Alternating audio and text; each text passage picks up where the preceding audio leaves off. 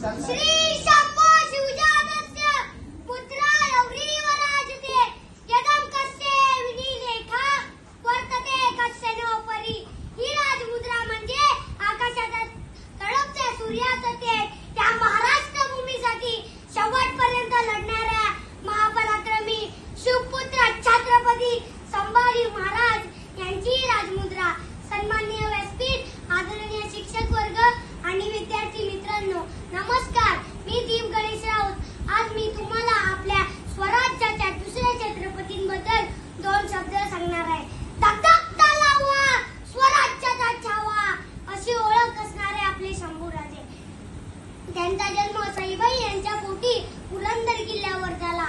ते लहानपणापासूनच खूप हुशार होते आणि पराक्रमी होते। शस्त्र आणि शास्त्रात त्यांचा हात कोणीही पकडू शकत नव्हते।